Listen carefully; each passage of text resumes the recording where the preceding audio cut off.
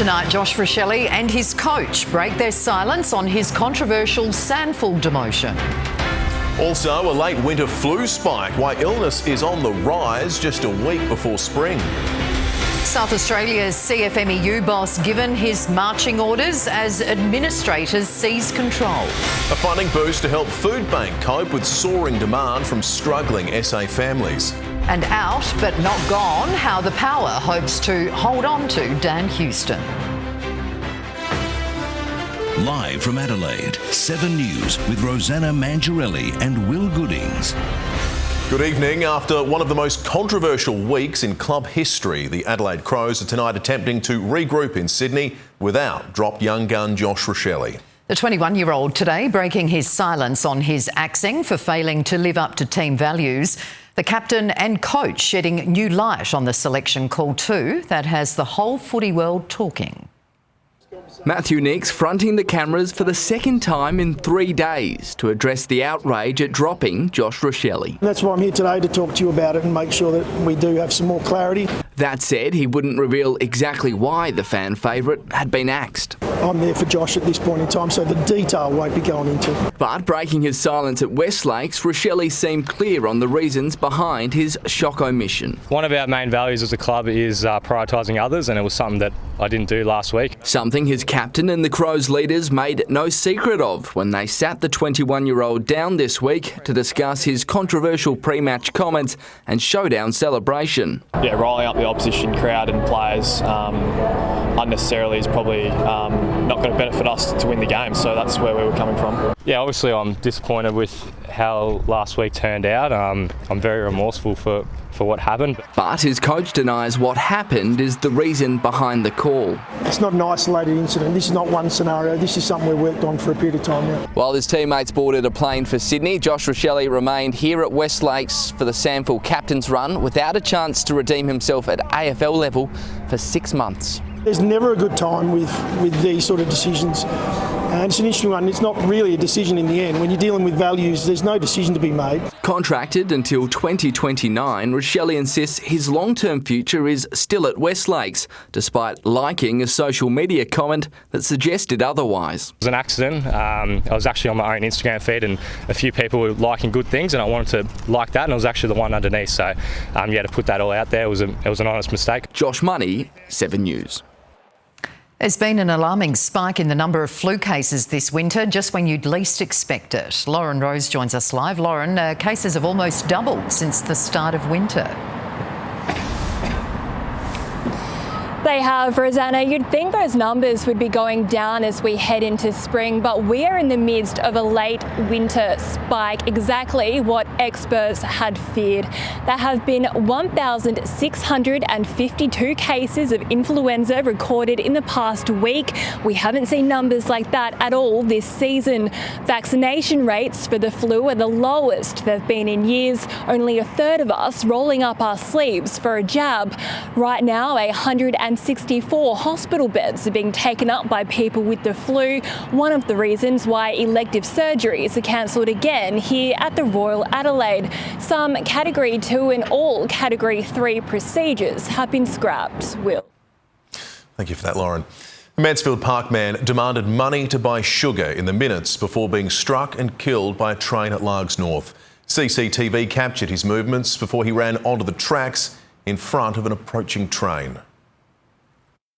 The 53-year-old Mansfield Park man was hit by a passenger train at Largs North yesterday afternoon. Despite every effort to save him, he died in hospital. I was just like, oh, I hope the guy's okay. And then I read this morning that he passed, so I was a bit upset and I told my mum. Yeah, it's pretty tragic. Moments before, CCTV shows him walking into a vet care centre on Strathfield Terrace. He asked staff for $1 to buy sugar from the deli. They searched the office for cash but came up empty-handed. After leaving, he returned but was abusive. The vet locked the clinic, but the man banged on the door trying to get back in. Witnesses say he then walked to the Taparoo Deli and stole some sugar, punching the owner in the head. I don't know whether he was drug affected, I don't know what happened with him, but yeah, it's a bit odd to come in and steal sugar. I just feel sorry for the shop owner. He didn't need to get punched in the face. The suspect ran off, chased by the owner. Witnesses say they screamed at him to get out of the way of an approaching train before he was struck. Two groups of school students were on board. Parents rushed to the scene to comfort them. Yeah, they didn't need to see that, didn't need to witness that. I feel sorry for the train driver, the kids, everyone involved. It's just a sad situation all round. Police are preparing a report for the coroner. Peter Caldecott, 7 News. A former teacher at Trinity College accused of child sex offences has taken his own life. 45-year-old father of two, Matthew Schultz, was due to face court again in November. 7 News understands he died yesterday. The alleged offences did not involve a student at the Northern Suburbs school. Sexual abuse of a child carries a maximum penalty of life imprisonment. A 16-year-old boy has been arrested over a series of shop break-ins across the northwestern suburbs. Police say he's one of these hooded figures forcing their way into a Hindmarsh tobacco store in the early hours of yesterday morning. The Salisbury North teenager is also accused of carrying out smash and grabs at Kilburn and Blair Athol. The search is still on for the second suspect. The state CFMEU boss promoted under John Setka has been shown the door as part of a federal government clean-out. The union was placed into administration this morning following shock allegations of criminal behaviour. The CFMEU under reconstruction. We're going to clean up the industry. South Australian members called into a crisis meeting this morning after the entire construction division of the CFMEU was plunged into administration, effective immediately. How do you feel about Marcus going? No comment. The SA branch boss. G'day brothers and sisters, my name is Marcus Parro. Given his marching orders after the Albanese government pulled the trigger earlier than expected. New laws passed just days ago giving them the power to intervene. It follows allegations of links to criminal gangs within the union. Paré was promoted under John Setka's watch and is one of 12 officials to lose their jobs. But hundreds more elected members have been told they no longer have a position. All of those ousted told today to hand over their cars and phones to the administrator within 7 days. The CFMEU has put out a statement saying it's essential that members keep control of our union and the real criminals are the bosses who kill workers through acts of negligence and cost-cutting. 7 News understands there will be strong backlash to this decision from union members, with rallies already planned here and across the country. Hannah Ford, 7 News. And ousted CFMEU boss John Setka breaks his silence on Sunday in an exclusive one-on-one interview. You can watch it on 7 News at 6, then Spotlight at 8:40. The Supreme Court's heard a knife was found near the home of Stephen Hainsworth almost a decade after he allegedly murdered his elderly neighbour. The accused serial killer is standing trial over the murders of 3 people, including his aunt. Alan Jones moved into a property around the corner from Stephen Hainsworth in Elizabeth South in 2007, almost 10 years after the alleged murder of Phyllis Harrison. He told the court he was gardening when he found a foldable knife with a wooden handle covered in blood. It had brass inlay on each end and it looked like a single blade. Earlier, Stephen Hainsworth's former partner testified that on the day Mrs Harrison's body was found, the pair was interviewed by police before officers seized shorts, a T-shirt, jocks, socks and boots belonging to Hainsworth. One of the first paramedics at the crime scene became emotional, recounting the moment she saw Mrs Harrison lying on the floor. I had a hard time processing what I had seen. I noticed there was a lot of blood. I was also distracted by the fact that I saw her stockings that appeared to have been taken down. 49-year-old Stephen Hainsworth is standing trial, accused of killing Mrs Harrison, his aunt Bev Hanley and friend Steve Newton between 1998 and 2011. Photographs released to 7 News show Mrs Harrison's handbag on the floor near the dining table, its contents strewn around. It's alleged a drug-addicted Hainsworth entered her home through an unlocked door looking for items to sell. Prosecutors maintain there were similarities in all of the killings. Hainsworth knew the 3 victims and they all lived nearby at the time of their deaths. The case involving the death of Bev Hanley is expected to get underway next week. Deanna Williams, 7 News. Police are searching for a car thief who torched a Ford sedan at Findon. It burst into flames on Harvest Court just before 2:30 this morning. The interior of the car was destroyed.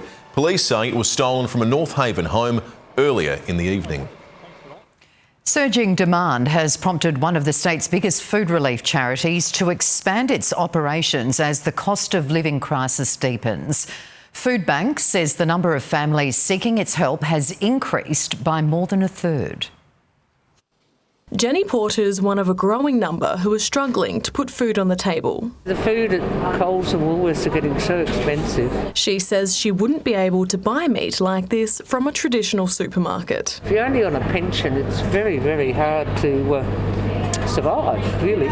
Around 200 families visit the newly expanded food bank at St Mary's each day. It's one of 12 food hubs around the state that offers fruit and vegetables free of charge, while other items like meat, non-perishables and pet food come at a heavily discounted price. There's been quite a few times that I've actually been in Stripe, and Food Bank have been the support for me. And more support is on the way, with the state government pledging $500,000 per year to the charity.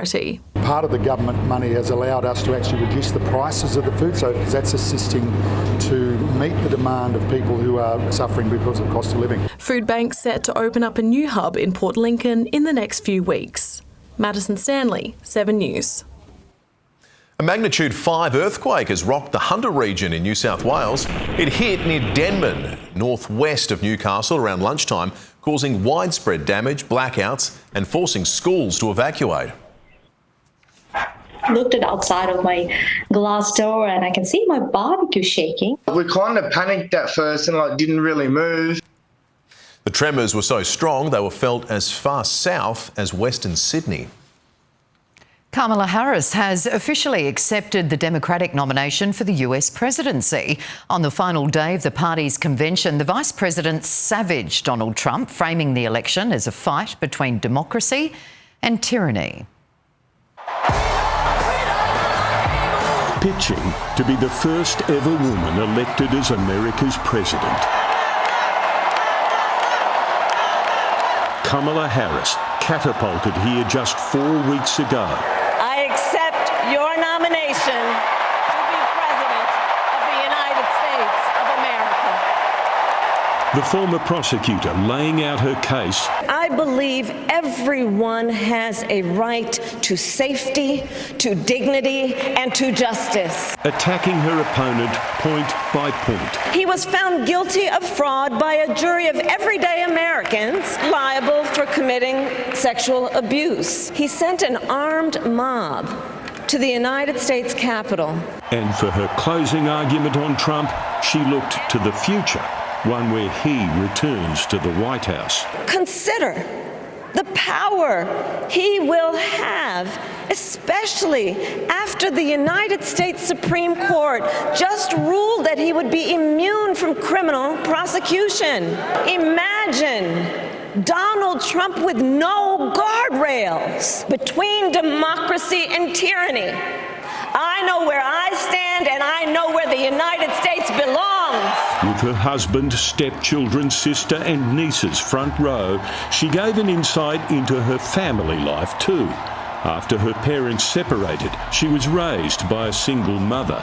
She also taught us, and never do anything half-assed. She says her father taught her to be fearless. Run, Kamala, run. Don't be afraid. Don't let anything stop you. Now running for the most powerful office in the world. The mood here buoyant, even euphoric.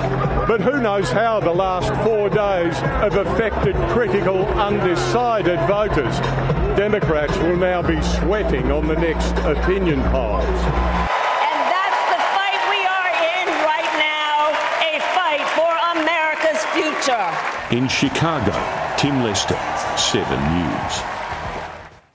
A major restructure of the Reserve Bank is a step closer tonight. In a bid to win opposition support, Treasurer Jim Chalmers has agreed not to replace members of the powerful interest rate setting board.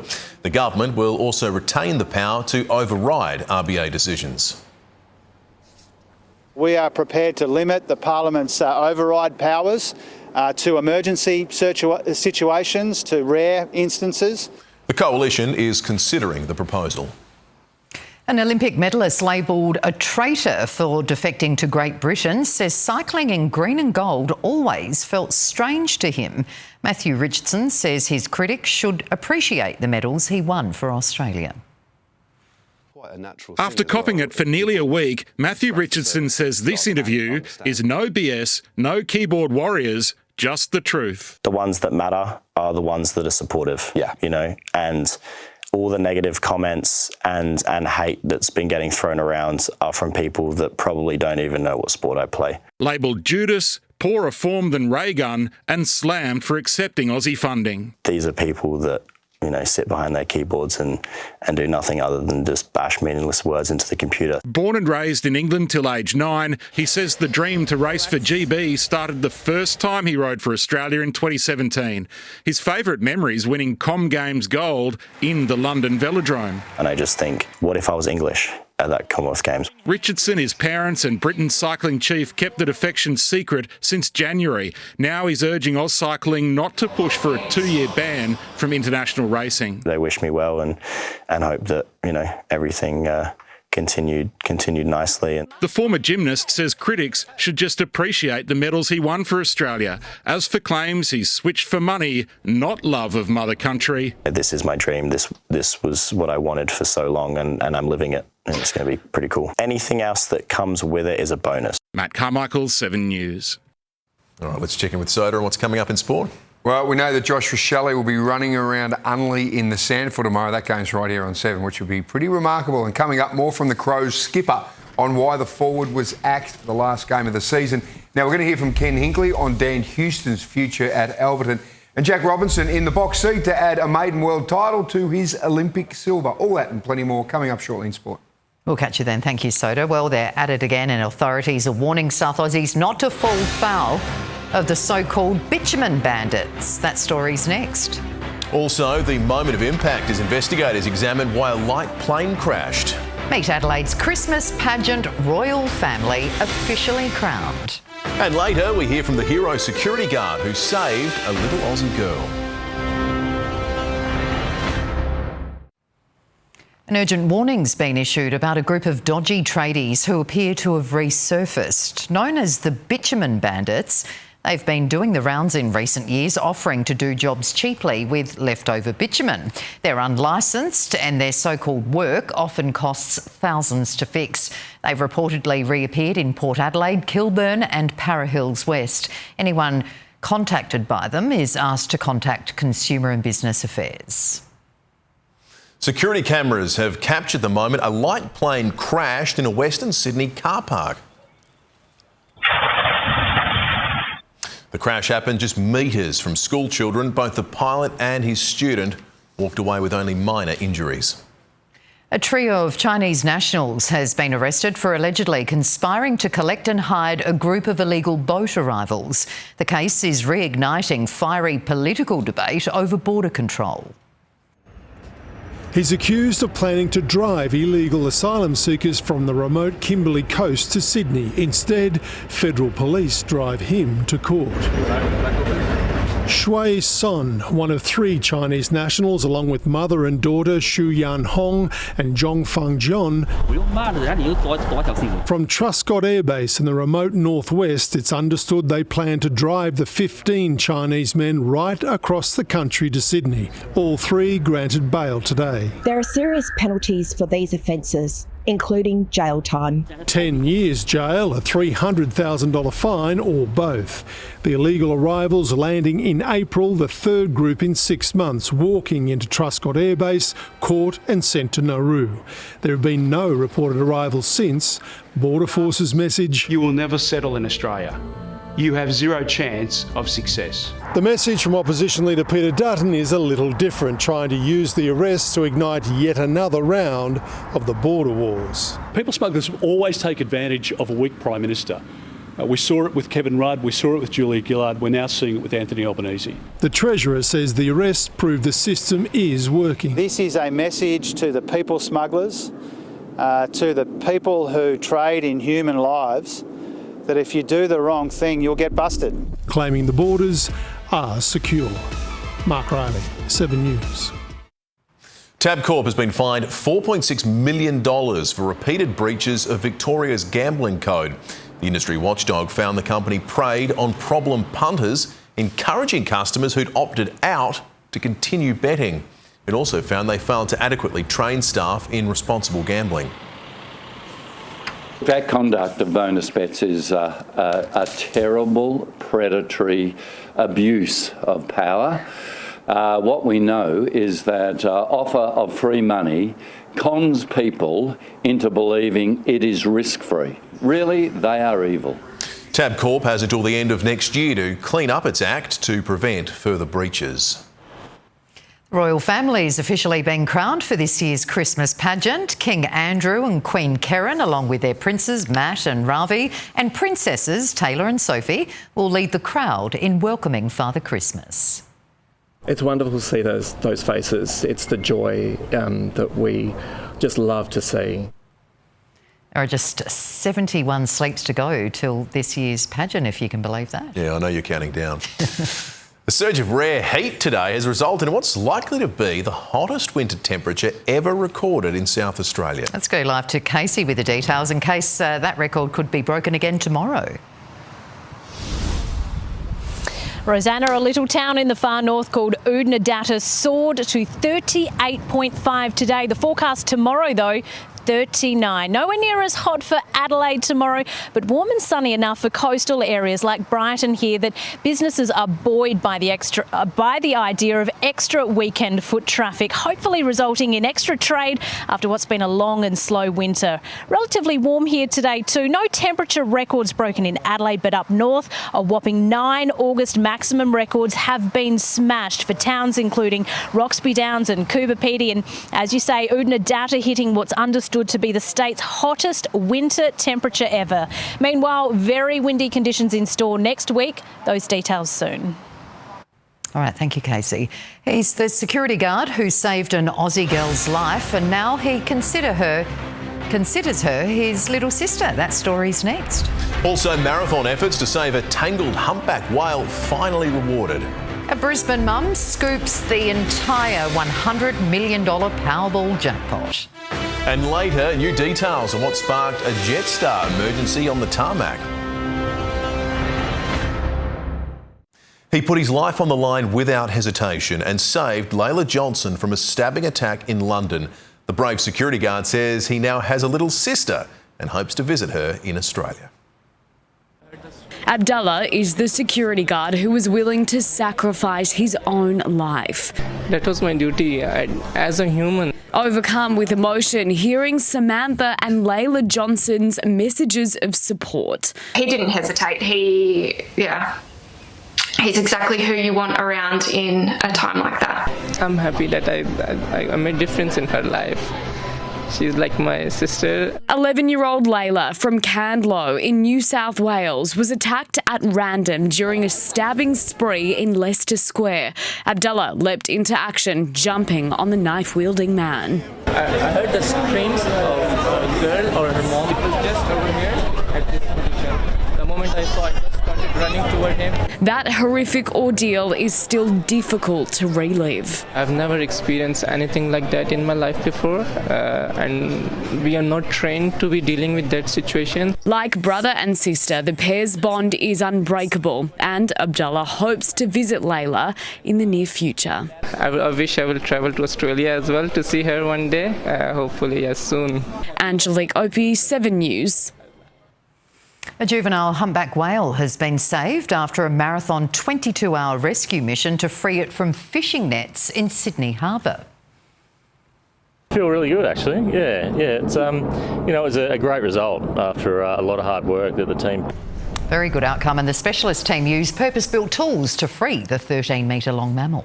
Well, this is a pretty good outcome as well. A Brisbane mother has claimed the entire $100 million Powerball jackpot, but she almost lost the winning ticket after putting it in a glove box and forgetting about it until this morning.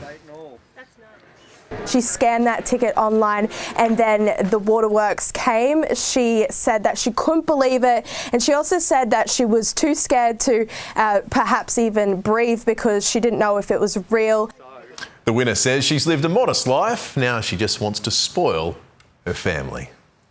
Half her luck, and she could now buy the second largest diamond the world has ever seen. This rough 2,492 carat gem was unearthed in Botswana and is the largest discovery of its kind since 1905. Early estimates suggest it could be worth upwards of $60 million. Passenger safety is in the spotlight as new details emerge on what sparked a Jetstar emergency on the tarmac. That's next. Also shipshape, Australian workers get their hands on US submarines. And later, how to make your home more valuable without breaking the bank.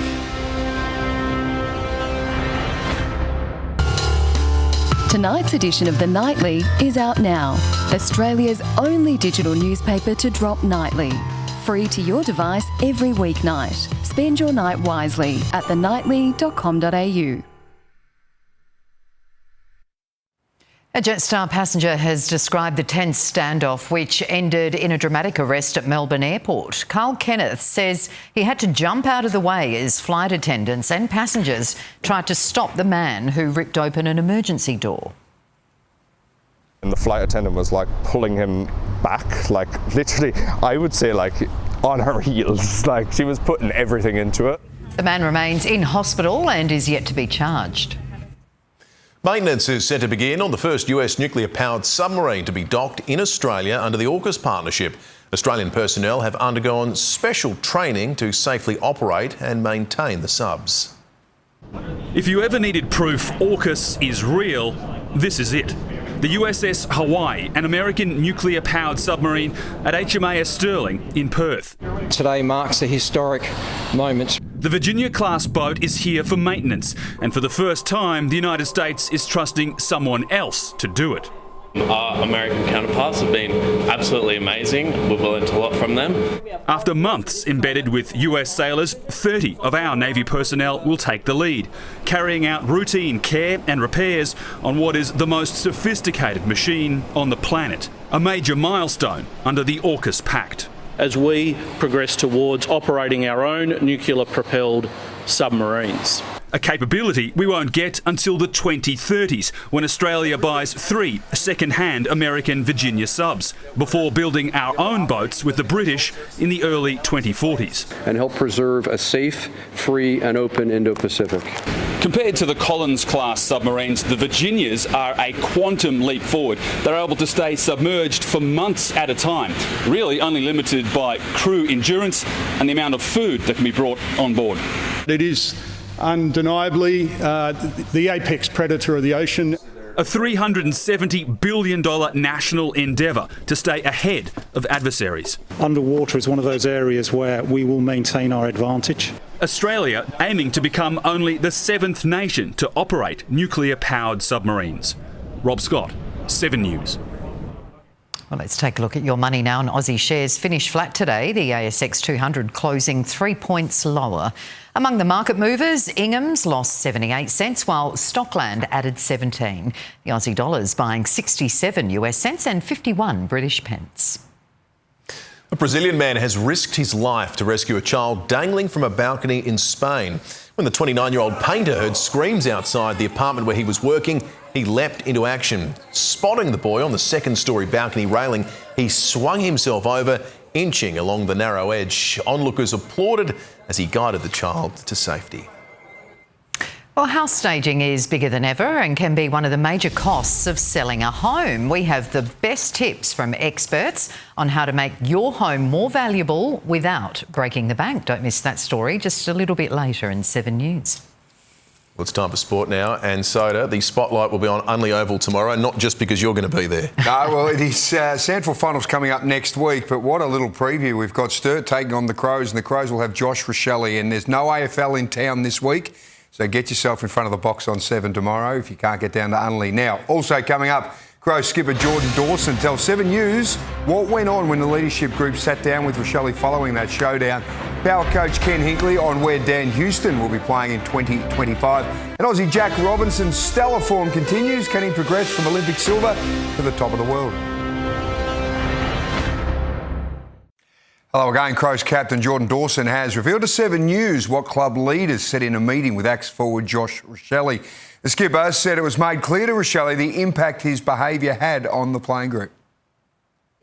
In an unscheduled press conference, Matthew Nicks insisted the axing of a rising star wasn't just for one reason. I'll make it clear this has nothing to do with the way Josh celebrates. But Roselli's captain couldn't quite give the same assurances. Do you think if he just put his head down and got on with the game last week, he'd probably be playing this week? Don't know. Dawson and the club's leaders sat down with the 21-year-old this week to discuss how he can better help the team achieve on-field success. Riling up the opposition crowd's probably not the best way to go about that, but yeah, we had some good conversations with Josh last week around that, and he understood where we were coming from and the impact that had on the playing group as well. Roselli says that reality checks don't stop his long-term future from remaining at Westlakes. No, not at all. I absolutely love the club. I love my teammates.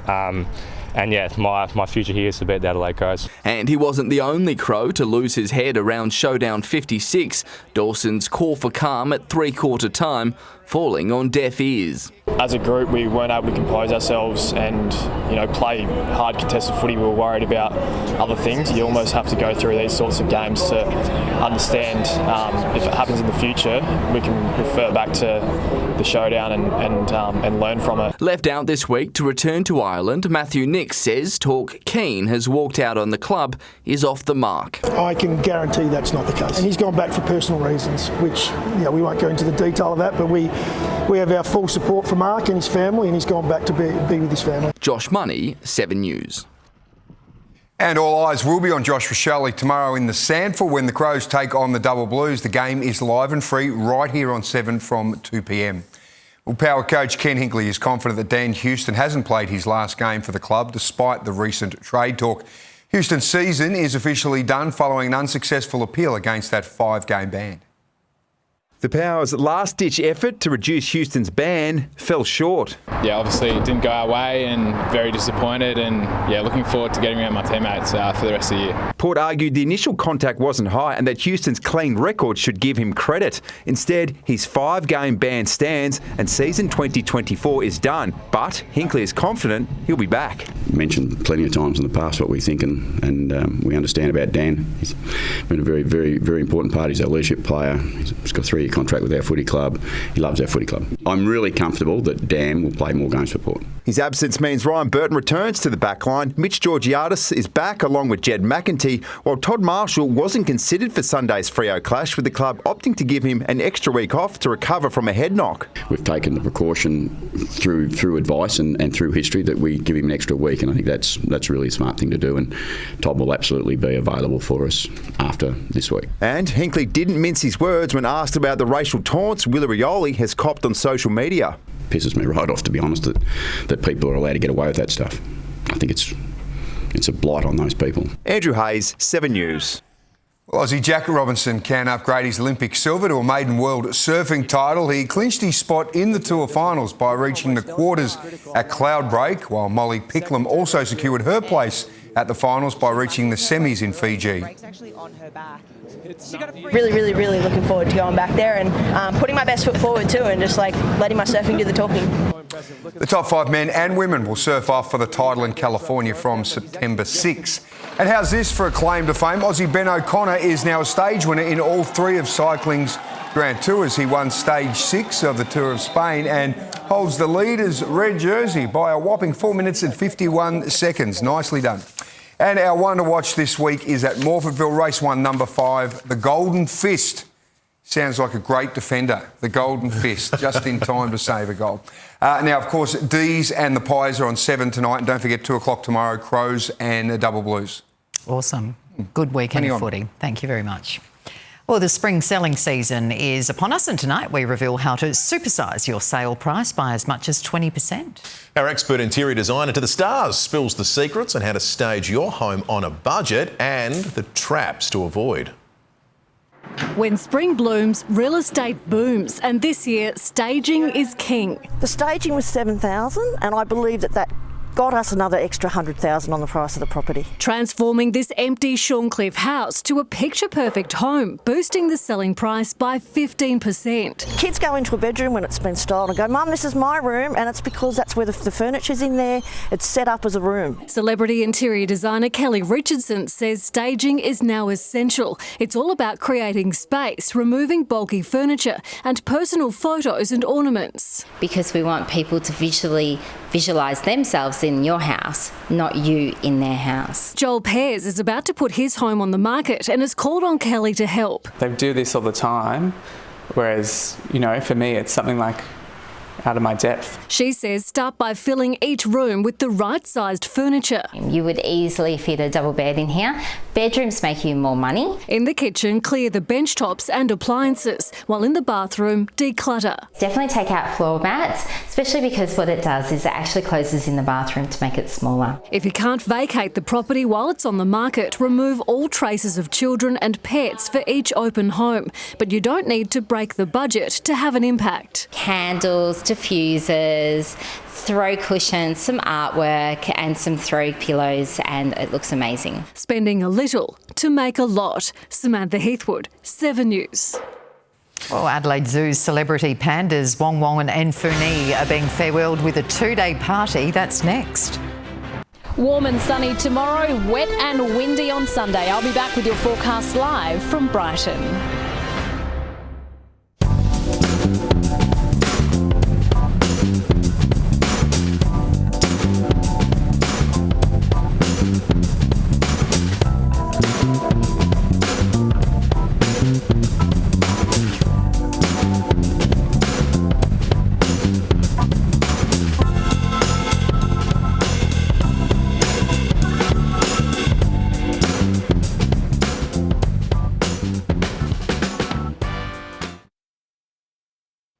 Time for more on the weather now with Casey, who joins us again from Brighton. And Casey, another day of winter warmth is in store tomorrow.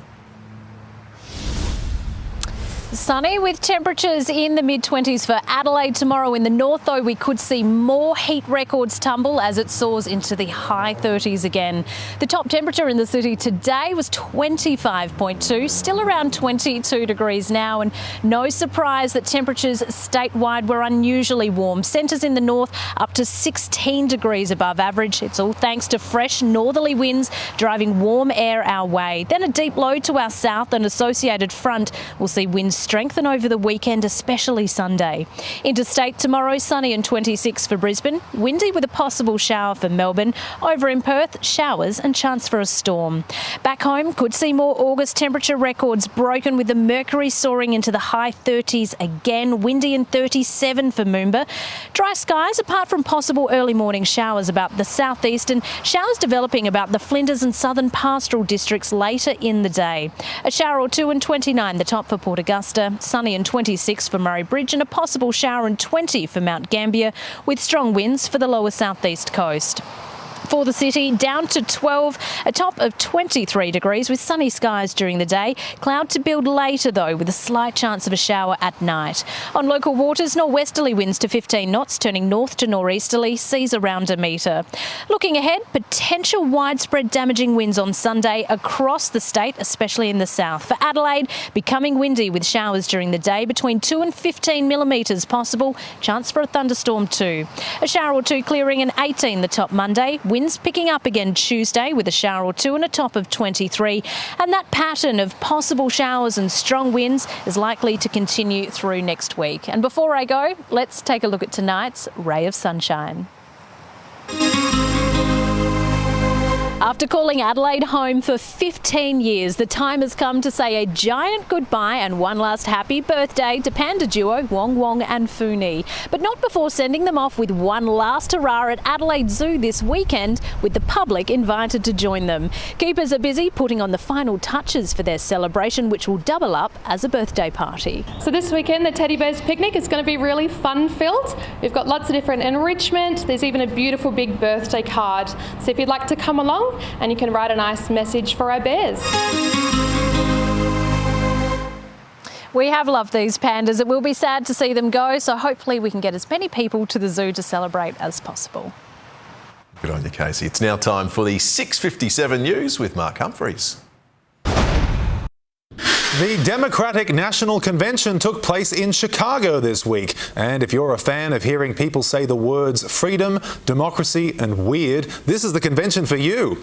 While the Republicans have a JD, the Democrats had a DJ. My name is DJ Cassidy, and I'd like to welcome you all to the Democratic National Convention Roll Call! Now that may seem like a fun vibe, but things are pretty exciting over in the Republican campaign too. I've been here as American Vice President this year. Okay. But things were also awkward on the Democratic side. When it came time for the delegates to officially nominate Kamala Harris for president, the roll call got off to a rocky start. Alabama, how do you cast your vote?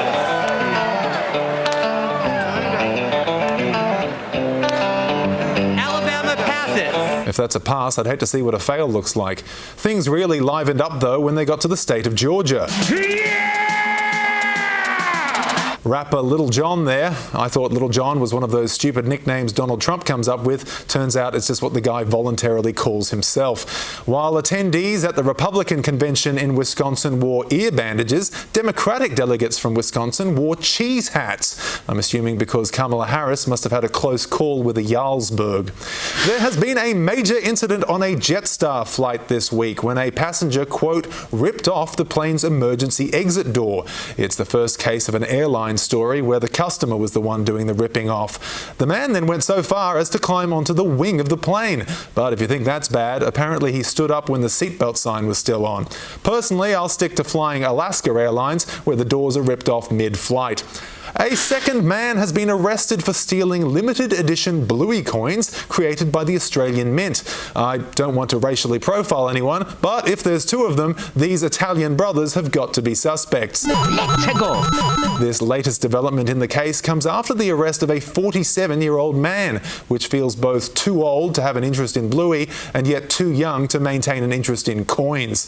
The new right to disconnect laws come into effect this Monday, so to any bosses out there, you have 48 hours left to piss off your staff. Under the laws, Australian workers will be legally protected if they refuse to monitor, read or respond to contact or attempted contact outside their working hours. Unfortunately, employees will not be protected from indignities like the phrase Happy Monday. And finishing with finance now, the ASX has closed down and Jetstar's bottom line has dipped by one airplane door. That's the 6:57 p.m. news. I'm Mark Humphreys. Well, time for now a quick look at what's coming up on Sunrise. Tomorrow on Weekend Sunrise, supermarket investigation. Phantom brands pushing local products off the shelves. Are they worth the savings? Plus, the best places to retire in your state. And the Oscar winner behind cinema's most iconic costumes. Only on Weekend Sunrise. And that's all the news for now. We will have updates throughout the evening. Stay with us as the Demons take on the Magpies live from the MCG. From all the Adelaide 17 for now, though, it is good night. Good night.